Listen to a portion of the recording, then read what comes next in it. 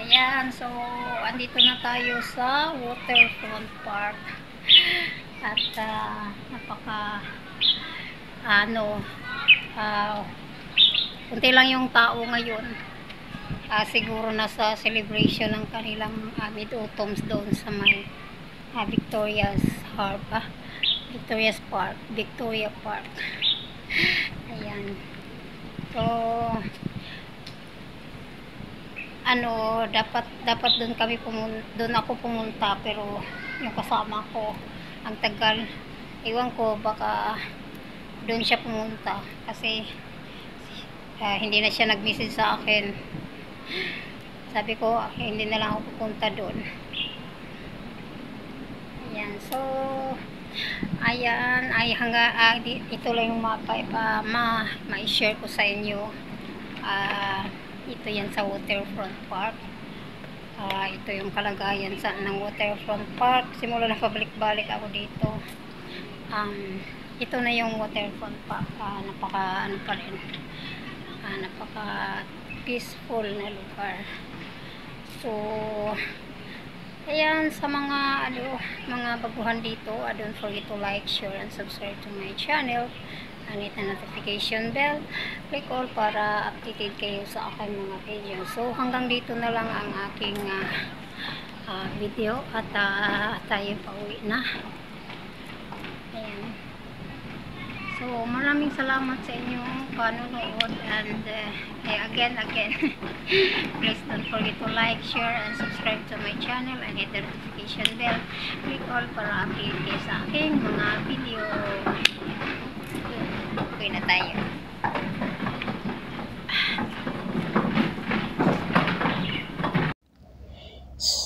So guys, ito yung paligid ngayon. Mag-iikot tayo para ipakita natin sa inyo ang update sa sa Waterfront Park. Ayan, so ito yung nila, tourist spots, tourist attraction, itong tower na to. Ayan, so makikita nyo yan sa Google. Ito yung image nila. So ganun pa rin ang nilagay nila is dati pang decoration, ay walang nabagong decoration. Kung meron man, kukunti lang. So ito, at mag-iikot pa tayo. Ayan, so parang sa pa to sa Dragon Boat Festival na decoration nila. So maglakad-lakad tayo paikot para makita ninyo ang kagandahan ulit ng Waterfront Park. So ayan, so sa taas, ayan, may nabago siya, may star at saka teddy bear na yung nilagay nila. Ayan, so ang ganda pa rin kahit hindi nalagyan ng decoration. Maganda at napaka-presko ng hangin. Ayan, so ang mga bulaklak ay hindi na rin nila napalitan ng bago, ay ganun pa rin. Ayan, siguro naubusan ng budget kasi dati pag iba-iba yung celebration ay pinapalitan nila, pero ngayon parang naka-steady na.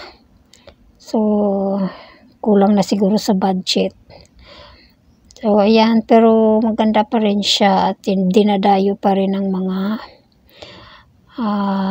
tourist at saka mga local netizen dito para magpa-relax, magpapalipad ng saranggola, magpa-photoshoot meron dito yung mga napaplanong ikakasal. Dito sila nag-photoshoot para siguro ilagay nila sa kanyang nila feature nila sa kanilang kasal. So ayan, papunta na tayo sa kabila. Ayan, so binabaybay natin yung may so dito ako dati nag-standby, naglatag ng aking tent. So marami din ditong mga lokal na ng kanilang mga tent. Dito din sila magpapahinga, mag-enjoy sa kanilang mga kids. Yan. So maganda pa rin. Ang ganda pa rin, at saka dumadami na yung upuan dito. May mga nilagay silang bagong upuan. Ay tulad nito, nadagdagan ang mga upuan. Ayan, so sa tabing dagat o sa baba, dagat. At saka meron silang mga bagong construct dito na simento na upuan din. Nasa kabila, ay tingnan natin mamaya. Maybe sa next video, sa part 2 nito. Ayan, so babalik tayo sa kabila at papunta tayo at baka aakyatin natin yung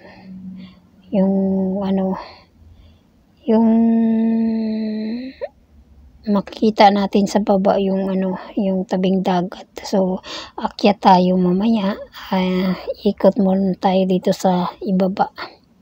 Ayan, so ito na yung dagat, napakaaliwalas. At makikita dito ang Samonchai. Alam nyo na meron na ditong bike lane galing dito papunta ng Samonchai fishing port. So dito pwede ka rin lalakad galing dito. Is about 30 to 40 minutes to walk from here to Samonchai fishing port doon sa may Beverly Hills. Ayan, so pwede rin mag-bike. Mayroon namang pang-rent na bike sa mga maraming budget dyan. Pwede kayong mag-rent ng bike kung marunong din kayong mag-bike. So ayan. So hanggang sa dulo, gusto kong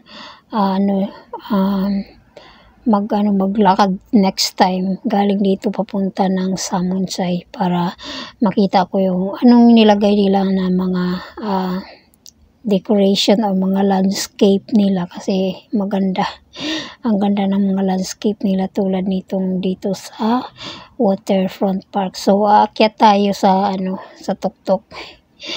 Hindi sa kanilang magpahangin muna tayo doon kasi masarap ang hangin, kasi kahit na sobrang init ngayon, pero aakyat tayo sa taas para magpahangin. Presko kasi yung hangin sa taas. At yan, sa dagat. Yan, so aakyat tayo. Ayan, so dito tayo, tingnan natin yung mga views galing dito papunta sa dagat at sa baba. Napakaganda ang hangin dito, is napaka-presko, at saka may naka-shade na punong kahoy kaya hindi mainit. At ang ganda talaga. Dumanampi yung hangin sa katawan mo. Nakapag-relax ng katawan mo. Ang hangin na galing sa dagat at napunta sa iyo. Diba? Ang ganda. So galing dito iikot natin yung camera natin at tingnan natin sa baba. Ipapakita ko sa inyo ang view sa baba nito. Ayan, so ikot natin, ganyan. Ayan, so makikita natin dito. Ayan, diba ang ganda ng pagkagawa nila ng mga, ang ganda ng pagka-landscape nila, diba? Ayan. Ayan. So, itong inaakyatan ko, hindi to, hindi to yung tower kanina na sinabi ko, yung nadaanan, iba to. Ayan. So, pwede kang mag-bike dito or mag-lalakad.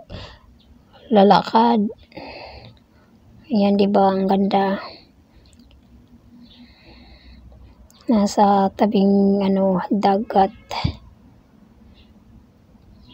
Ayan. Ayan sa baba. So, ang ganda talaga ng ang pagkagawa nila.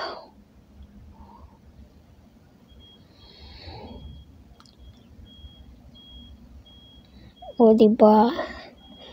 Ang ganda, ang ganda.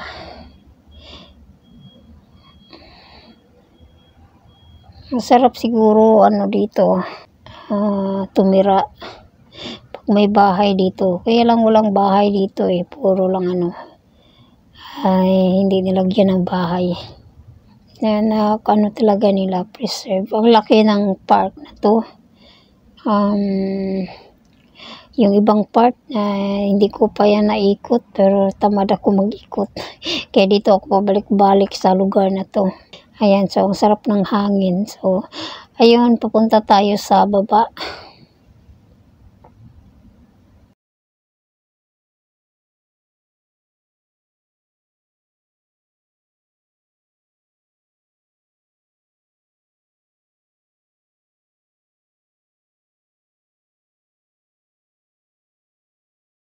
Ayun, so hanggang dito na lang ang aking video na maipapakita sa inyo at abangan nyo ang aking next video, part 2 nito. At ipapakita ko sa inyo ang iba pang mga video. So, bye-bye! Salamat sa inyong panonood and please don't forget again to like, share, and subscribe to my channel and hit the notification bell. Click all para update kayo sa aking mga video. Bye-bye!